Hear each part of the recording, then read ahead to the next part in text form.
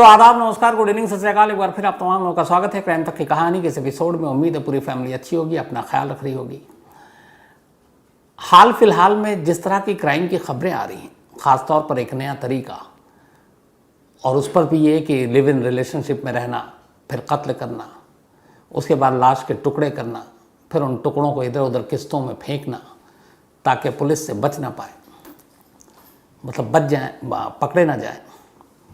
तो ये सारी चीज़ों में एक चीज़ कॉमन है, वो ये है कि ज़्यादातर जो आरोपी हैं, अक्यूज़्ड हैं, जिन्होंने कत्ल किया, जो पकड़े गए हैं, उनका कहना है कि हर कत्ल से पहले वो सोशल मीडिया पर जाते हैं, गूगल करते हैं, सर्च करते हैं। अब यहीं पे एक सवाल उठता है कि जब ये सब कुछ करते हैं, ढूंढते हैं, और फिर या किसी और ने इसी तरीके का कत्ल किया, फिर उसको कॉपी करते हैं। जैसे आफ्ताब पूनावाला के बाद बहुत सारी ऐसी लाशों के टुकड़े मिले, फ्रिज से लाशें निकली। तो ये जितने भी मुजरिम होते हैं जो इस तरह की चीज़ें करते हैं, वो अंजाम भी तो पढ़ते ही होंगे अखबारों में, टीवी से। अगर वो क्राइम करने का तरीका सीख रहे हैं तो क्राइम के बाद के अंजाम भी उन्हें पता होंगे कि बेशक 6 महीने 7 महीने लगे, लेकिन आखिरकार वो पकड़ा गया। तो यहीं पे ये सवाल है कि किसी क्राइम को कहीं से सोशल मीडिया या न्यूज़ चैनल या फिर अखबारों से, क्राइम शो से आपने आइडिया तो चुरा लिया, लेकिन अंजाम भी तो आपको पता है कि आखिर में पकड़े जाना है। तो फिर क्यों क्राइम करते हैं? मतलब ये जानते हुए भी कि हर एक जुर्म का अंजाम क्या होगा, आखिर में कानून उन तक पहुंचेगा, पकड़ा जाएगा, लेकिन उसके बावजूद भी इस तरह के क्राइम नहीं रुकते। और अब तो लगता है मुजरिमों के दिल से कानून और पुलिस का खौफ ही जाता रहा है, डर ही नहीं है। अगर ऐसा ना होता तो आज की जो कहानी है, एक शख्स जो कत्ल करता है, कत्ल करने के बाद लाश को अपने पास रखे हुआ है, फिर वो सीधे पुलिस स्टेशन जाता है। पुलिस स्टेशन जाकर जिसका उसने कत्ल किया उसकी गुमशुदगी की रिपोर्ट लिखाता है, वापस आता है। वापस आने के बाद फिर लाश को ठिकाने लगाता है। तो ये जो टाइमिंग है, मतलब ये दिखाता है कि उसके अंदर कहीं भी खौफ ही नहीं था कि वो पुलिस में जा रहा है, रिपोर्ट लिखा रहा है, क्या पता पुलिस उसी पर शक करे, फिर उसी को पकड़ ले, और क्या पता उसके रिपोर्ट के बाद उसकी घर की, उसके कार की तलाशी ली जाए और वो पकड़ा जाए। क्या पता अगले दिन उसके मूवमेंट पर नज़र रखी जाए और वो लाश ठिकाने लगाने जा रहा तो पकड़ा जाए। लेकिन इन सब से बेफिक्र, मतलब उसे कोई खौफ नहीं, क्राइम करता है, पुलिस के पास जाता है, रिपोर्ट लिखाता है, फिर बड़े तसल्ली से लौटता है। इसके बाद बड़े आराम से लाश को ठिकाने लगाता है। न सिर्फ ठिकाने लगाता है, अगले दिन फिर जाता है, देखता है, उसे लगता है कि नहीं अब भी कुछ इसमें गड़बड़ है, फिर उस पर कुछ और काम करता है। आज की कहानी हैदराबाद की कहानी है, और ये कहानी है एक ऐसे शख्स की जो कायदे से MBA जिसने कर रखा है, कॉन्ट्रैक्टर है, लेकिन साथ ही साथ एक मंदिर का पुजारी भी। उम्र सिर्फ 36-37 साल, नौजवान, बेहद पढ़ा लिखा, मतलब MBA की डिग्री है उसके पास, कॉन्ट्रैक्टर है, अच्छा खासा बिजनेस है, लेकिन फिर वो एक मंदिर का पुजारी बन जाता है। शादीशुदा है, 2 बच्चे हैं। कहानी हैदराबाद के आयाग्री साईं कृष्णा, ये नाम है। कृष्णा 37 साल का एक MBA डिग्री होल्डर, एक कॉन्ट्रैक्टर और एक मंदिर का पुजारी। पुजारी की ही वेशभूषा में 5 जून, इसी महीने की बात है, आज 14 है, 9 दिन पहले, कृष्णा सुबह पुलिस स्टेशन पहुंचता है। Rajiv Gandhi international airport police station, ये हैदराबाद में, यानी शहर से दूर है, एयरपोर्ट के करीब है। ये पुलिस स्टेशन जाता है और जाने के बाद कहता मुझे एक गुमशुदगी की रिपोर्ट लिखानी है। जिसकी गुमशुदगी थी उसने बताया कि वो मेरी भांजी है, मैं उसका मामा हूँ। उसका नाम कुरुगाती अप्सरा है। अप्सरा की उम्र करीब 30 साल। उसने बताया कि 3 जून की रात को शमशाबाद इलाके में मैंने अप्सरा को ड्रॉप किया था अपनी गाड़ी से। इसके बाद उसको भद्राचलम जाना था, वहाँ से तो मैंने ड्रॉप किया, मैं वापस लौट आया। 3 जून की रात की बात है। फिर मैंने सुबह फ़ोन किया कि तुम भद्राचलम ठीक से पहुँच गई, तो उसका मोबाइल स्विच ऑफ। फिर मैंने अप्सरा की माँ को फ़ोन किया, यानी अपनी बहन को, तो उसने कहा कि नहीं, वो तो यहाँ भी नहीं आई और भद्राचलम भी नहीं पहुँची, उसका मोबाइल भी बंद है। तो ना वो हैदराबाद अपने घर लौटी, ना ही भद्राचलम पहुँची, और वो गायब हो गई है। और इसीलिए पुलिस के पास आया हूँ, आप उसकी गुमशुदगी की रिपोर्ट लिख लीजिए। अब पुलिस सामने खड़ा हुआ है कृष्णा, उस वक्त एकदम पुजारी की ही वेशभूषा में। तो पुलिस को भी लगा कि परेशान शख्स, चलो इसकी रिपोर्ट लिखते हैं। अब पुलिस ने अप्सरा की गुमशुदगी की रिपोर्ट लिखा ली। तो कुल मिलाकर रिपोर्ट यही था कि उसने उस रात 3 जून की रात शमशाबाद इलाके में ड्रॉप किया, वहाँ से भद्राचलम जाना था। लेकिन वो ना हैदराबाद अपनी माँ के घर पहुँची, ना भद्राचलम अपने दोस्तों के पास पहुँची, और मोबाइल बंद है। अब पुलिस ने रिपोर्ट लिखने के बाद तफ्तीश शुरू की। 4 जून की ये रिपोर्ट थी, बल्कि 5 जून की। उसके बाद अब पुलिस ने तफ्तीश की। एक 30 साल की महिला की गुमशुदगी की बात थी, एक पुजारी कंप्लेनेंट। अब पुलिस ने अपनी जांच आगे बढ़ाई। अब जांच के दौरान फिर पुलिस ने वही पुलिसिया जो तरीका होता है कि जो गुमशुदा है, जो गुम हुई, आखिरी बार वो किससे मिली, किससे बात की। तो इत्तफाक की बात यह है यहाँ कि आखिरी बार जिससे वो मिली, जिससे बात की, वो वही कृष्णा है जो खुद कंप्लेनेंट भी है, मतलब शिकायत करता भी है। तो अब पुलिस ने कहा कि चलो कृष्णा से ही पूछताछ करते हैं। कंप्लेंट लिख लिया। इसके बाद पुलिस कृष्णा के पास आई। कृष्णा से उसने पूछताछ की कि अच्छा आप उसकी सारी डिटेल बताइए। तो उसने कहा कि मैंने जो कंप्लेंट में लिखा है वही डिटेल है। 3 जून की रात मैं अप्सरा के घर गया था, उसकी माँ वहीं थी। उसके बाद मैंने अप्सरा को अपने साथ लिया। अप्सरा को भद्राचलम जाना था, मैं उसको लेकर घर से निकला गाड़ी में। इसके बाद मैंने शमशाबाद में उसको ड्रॉप किया, वहाँ से वो उसको बस पकड़ कर फिर भद्राचलम जाना था, और मैं घर लौट आया। सुबह मैंने कॉल किया तो मोबाइल बंद। फिर मैंने अप्सरा की माँ को कॉल किया तो उसने कहा अब उसका कोई पता नहीं, वो तो यहाँ नहीं आई, भद्राचलम नहीं पहुँची, लिहाजा मैं आपके पास रिपोर्ट लिखाने चला गया। तो ये पूरे अपना बयान, एक हो गई कंप्लेंट और एक हो गया बयान, अब पुलिस ने दर्ज किया। अब पुलिस ने कहा कि इसमें क्लू एक ही है। एक, 3 जून की रात अप्सरा अपने घर से निकली, शमशाबाद में उसको ड्रॉप किया कृष्णा ने, पहुंचना भद्राचलम में। तो ये जो पूरा रूट है इसको खंगाला जाए। तो अब सबसे पहले जो अप्सरा के घर के इर्द गिर्द की तमाम तस्वीरें थी, पुलिस ने उसको खंगाला। बिल्कुल कृष्णा का बयान सच था, वो अपनी गाड़ी में आया और एक कैमरे में कैद भी हुआ। अप्सरा उसके साथ थी, वो दोनों गाड़ी से निकले। इसके बाद वो वहाँ से निकला और निकलने के बाद करीब 21 किलोमीटर का पूरा रास्ता है जो जहाँ पर इसको ड्रॉप करना था, अप्सरा के घर से लेके शमशाबाद तक, जहाँ इसने कहा था मैंने ड्रॉप कर दिया। और वो 21 किलोमीटर के अब रास्ते को खंगालना था। इस 21 किलोमीटर के रास्ते में जो सच छुपा हुआ था, वो सच अब आगे की आपको बताऊं उससे पहले।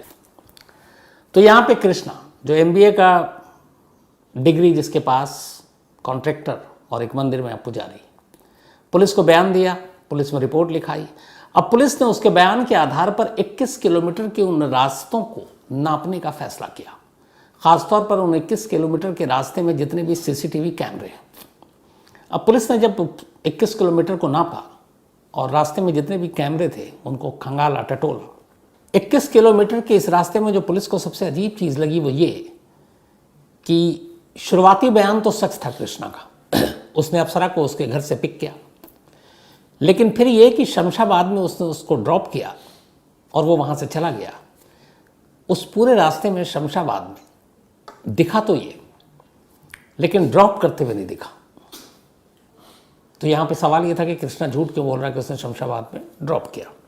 अब पुलिस ने फिर पता किया कि जो कृष्णा का घर था, तो कृष्णा जो है सरूर नगर में रहा करता था, और सरूर नगर में एक मंदिर है जिसमें वो पुजारी था। पुलिस ने अब कहा कि चलो इन 21 किलोमीटर के अलावा ज़रा कृष्णा के घर के इर्द गिर्द के CCTV कैमरे को खंगालते हैं। इत्तेफाक से सरूर नगर के कुछ CCTV कैमरे में कृष्णा कैद हो गया और उसी कार में वो दिखाई दे रहा है। अब पुलिस का कहना था कि वो सीधे शमशाबाद गया, शमशाबाद ड्रॉप करके यहाँ आया। लेकिन यहाँ जो कैमरा बता रहा है वो ये कि वो अप्सरा को लेकर घर से शमशाबाद गया ही नहीं, सीधे सरूर नगर आ गया। तब उसने ये झूठ क्यों बोला? अब कैमरा एक सबूत के तौर पर था। पुलिस ने कहा कि अब इससे पूछताछ करते हैं। अब पुलिस ने कृष्णा को एक कंप्लेनेंट के तौर पर नहीं बल्कि एक आरोपी के तौर पर पूछताछ करने का फैसला किया। इसके बाद उसके सारे बयान अलग अलग होने शुरू हो गए। जब उसको सीसीटीवी कैमरा दिखाया गया, उसकी कार दिखाई गई, लोकेशन दिखाया गया, फिर वो कुछ कुछ बहाने बनाने लगा, लेकिन ज़्यादा देर तक चला नहीं। आखिर में कृष्णा को एहसास हो गया कि ये जो सारे सबूत हैं ये शायद उसके झूठ से अब ज़्यादा देर तक टिकेंगे नहीं। फिर उसने सच बोलने का फ़ैसला किया और उसने कहा कि अप्सरा अब इस दुनिया में नहीं है, मैंने उसको मार दिया है। इसके बाद उसने पूरी कहानी सुनाई। एक पुजारी ने एक 30 साल की महिला का कत्ल क्यों किया और फिर खुद क्यों रिपोर्ट लिखाने गया। तो कहानी कुछ यूँ थी कि ये जो अप्सरा थी, अप्सरा तमिलनाडु के कोयम्बटूर की रहने वाली थी और वहीं इसकी शादी हो गई थी। लेकिन शादी के कुछ वक्त बाद अप्सरा के हस्बैंड ने सुसाइड कर लिया, उसकी मौत हो गई। मौत के बाद 2022 में अप्सरा अपने घर सरूर नगर आ गई, हैदराबाद के करीब, क्योंकि अब हस्बैंड था नहीं और कोई सहारा नहीं था, तो उसने तमिलनाडु छोड़ दिया और कोयम्बटूर से वो सीधे कुछ वक्त चेन्नई में भी रही, फिर सरूर नगर आ गई। अब सरूर नगर में आई तो उसका मंदिर आना जाना हो गया और इत्तेफाक से इसी मंदिर में कृष्णा पुजारी। अब दोनों की मुलाकात होती है, मुलाकात के बाद दोस्ती हुई, दोस्ती प्यार में बदला। अब दोनों मिलने जुलने लगे। ये दोनों कई बार गुजरात के सोमनाथ और बाकी मंदिरों में भी गए घूमने फिरने, और लगभग मई जून 2022 से इन दोनों के रिश्ते पनपने लगे। धीरे धीरे ये रिश्ता बढ़ा। मार्च 2023 में अब जो अप्सरा थी उसने कृष्णा पर दबाव डालना शुरू किया कि तुम अब शादी कर लो। इधर कृष्णा की मजबूरी ये थी कि उसकी बीवी और 2 बच्चे, और ये बात अप्सरा को भी पता थी। लेकिन अब अप्सरा जो है वो जिद पर अड़ गई। उसने कहा कि अगर तुमने नहीं की शादी तो फिर तुम्हारे घर वालों को भी सब कुछ बता दूंगी, सोशल मीडिया पर भी तुम्हें बदनाम कर दूंगी। इस बात से अब कृष्णा घबरा गया। उसने बहुत कोशिश की, समझाई, अप्सरा मानी नहीं। अब वो उसे ब्लैकमेल करने की धमकी देने लगी। इसी के बाद 3 जून को ये अप्सरा के घर गया। अच्छा, जब भी ये मिलता था तो अप्सरा इसको तमाम लोगों के सामने अन्ना कहकर बुलाती थी। वहाँ अन्ना होता है बड़ा भाई टाइप। तो घर वालों सबको किसी को शक नहीं था। अप्सरा की माँ को भी कोई आपत्ति नहीं थी इनके मिलने जुलने पर। तो 3 जून को गया, उसने उसको कार में बिठाया और बोला चलो। उसके बाद 3 जून की रात घर से लेने के बाद ये लगातार उसको कार में घुमाता रहा। घुमाने के बाद करीब 8:15 बजे इसने अप्सरा को पिक किया था उसके घर से। उसके बाद उसने ये कहा कि चलो तुमको कोयम्बटूर लेकर चलते हैं। अप्सरा भी खुश थी कि चलो, और फिर बाकी शादी की बात भी करेंगे। लेकिन कोयम्बटूर की बजाय ये इसको इधर उधर घुमाता रहा। अब रात होने लगी, अप्सरा कार के अंदर थी, उसको कुछ नींद आने लगी।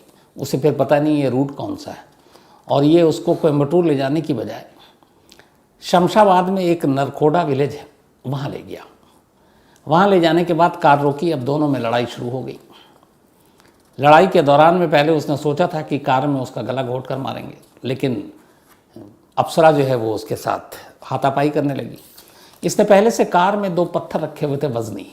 अब इसने अचानक वो पत्थर उठाया और अप्सरा के सर पर अंधाधुन मारना शुरू कर दिया। थोड़ी ही देर में अप्सरा बेहोश हो गई, लगभग उसने दम तोड़ दिया था। इसके बाद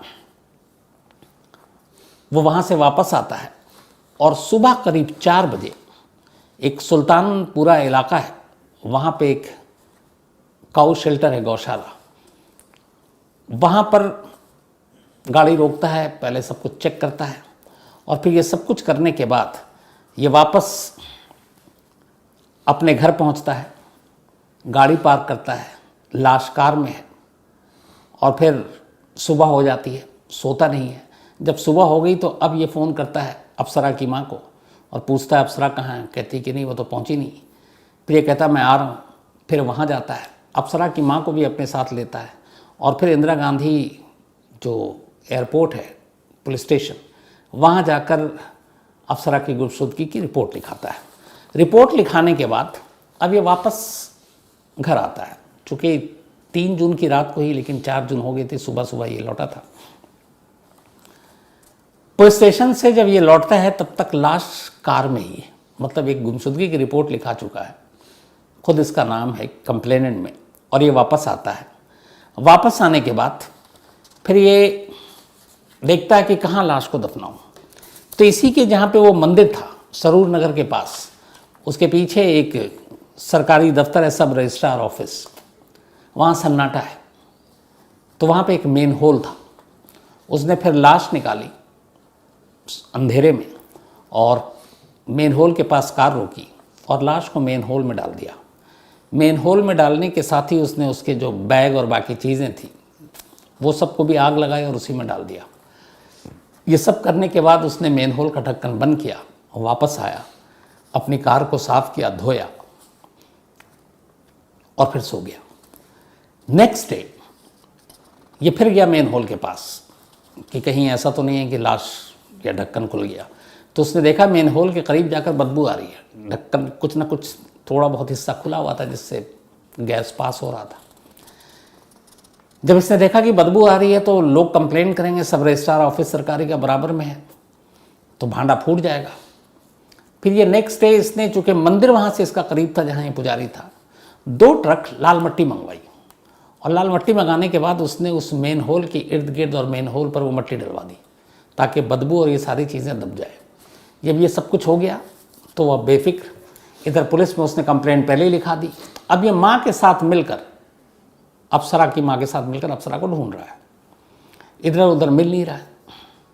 पुलिस भी कोशिश कर रही है, लेकिन एक झूठ कि उसने शमशाबाद में ड्रॉप किया, वो 21 किलोमीटर के सफ़र के सीसीटीवी कैमरे, बस उसमें उसकी गाड़ी का शमशाबाद के जिस पॉइंट पर उसने कहा था कि ड्रॉप किया है उसका ना पाया जाना, पुलिस ने का उस पर शक चला गया और यहीं से सारा भांडा फूट गया। और फिर उसके बाद पुलिस ने उससे पूछताछ की और ये सारी कहानी सामने आ गई।